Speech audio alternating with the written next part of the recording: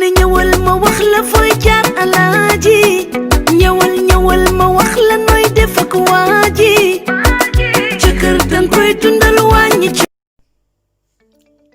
asalaamaaleykum mbokk yi ma la Tata Thérèse fii ci Vitef Cuisine nuy naa leen ku ci nekk turam ak santam ma di leen jox seen wàccuwaay waa mbokk yi tey dañuy woyofal rek moom vendredi bi moom dañ koy woyofal may leen benn soupe bu baax ci yaram surtout ak sedda bi moom ku ci am soupe ci sa wet moom doo wax dara.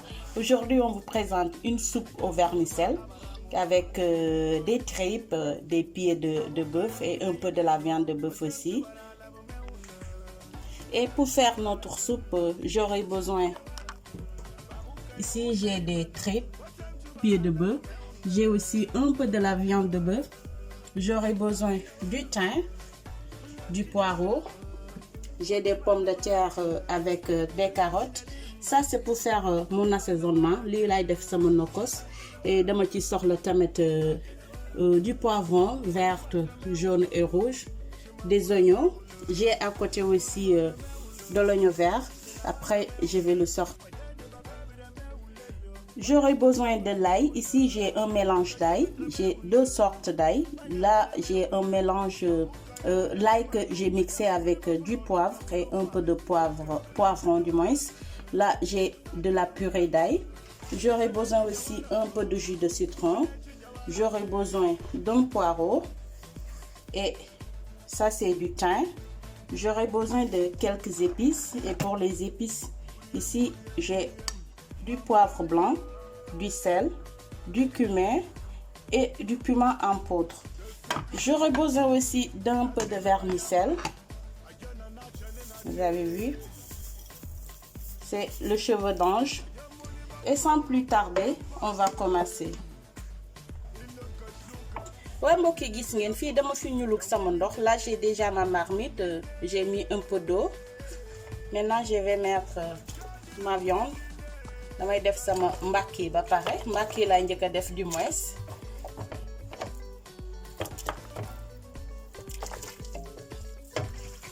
Après je mets les tripes.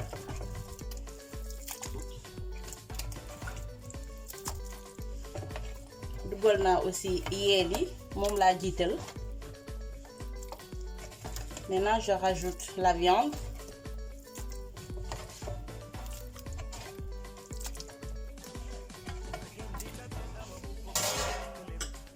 Après je mets du sel.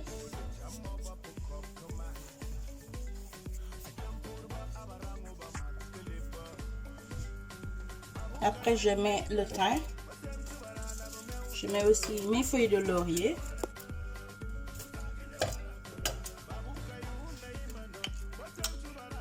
Tout est laaj. Je mets un peu d'ail. Maintenant je vais laisser cuire à feu vif pendant 1 heure de temps. Waa mbokk yi gis ngeen léegi damay ñëw defar sama nokos. Là je vais préparer mon assaisonnement. J'ai mis du poivron vert, jaune, rouge. J'ai mis aussi du poireau et j'ai mis de l'oignon vert. Maintenant je vais mixer un peu. Voilà, gis ngeen, vous avez vu. Là je vais rajouter mes épices. Je mets aussi le restant de l'ail.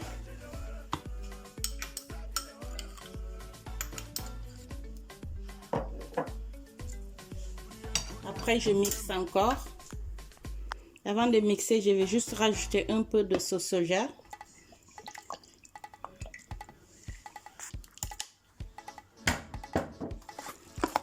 Voilà, là j'ai fini de mixer mon assaisonnement. Vous avez vu? Machallah. Voilà, maintenant je vais réserver de côté. Bon mbokk yi gis ngeen, maintenant vous avez vu pendant 1 heure de temps de cuisson. Maintenant je vais juste rajouter un peu de nokos. C'est mon assaisonnement. Dama yokk benn partie ci nokos bi comme ça mu ñoraale ak yàpp bi. Je mets aussi du jus de citron. je vais remuer là dama koy yëngal tuuti mu bàyyi ko mu baxu ñàkk jom yooyu voilà. Maintenant je vais laisser cuire à peu près 1 heure encore.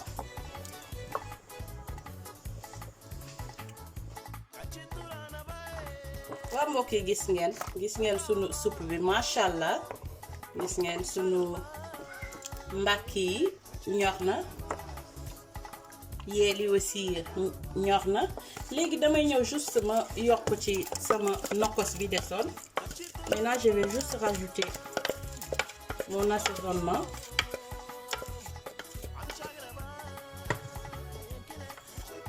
Après, il faut bien remuer.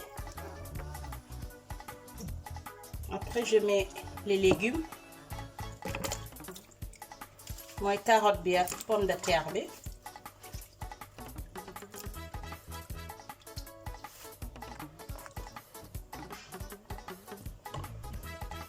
Après, je rajoute un petit poireau. Je mets du poireau.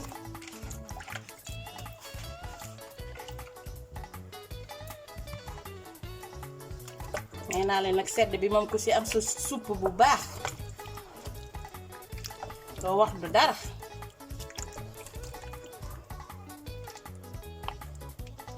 Maintenant je vais laisser cuire à feu doux. Quand je rajoute le jus de citron yokk ko ci soupe moom daa war a saf limon saf poobar mais pas trop. Maintenant je vais laisser cuire mes légumes. Donc je rajoute un peu de sel et un peu de poivre aussi.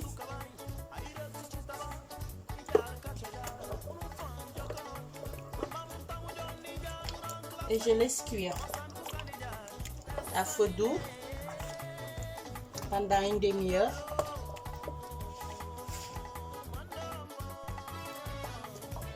Waa mbokk yi gis ngeen machallah waaw lii dong ci soupe ah lii ëpp na waaw ba tax ni nag léegi dañuy ñëw rek daal di def maintenant on va rajouter du vermicelle. ngay def rek vermicelle bu lu yam waaw ma yokkaat tuuti par rapport ak quantité bi.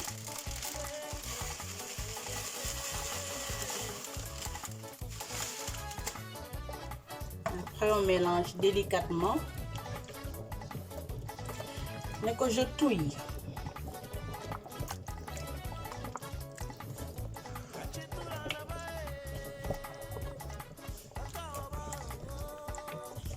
ngay gis ngeen légumes yi daanaka sax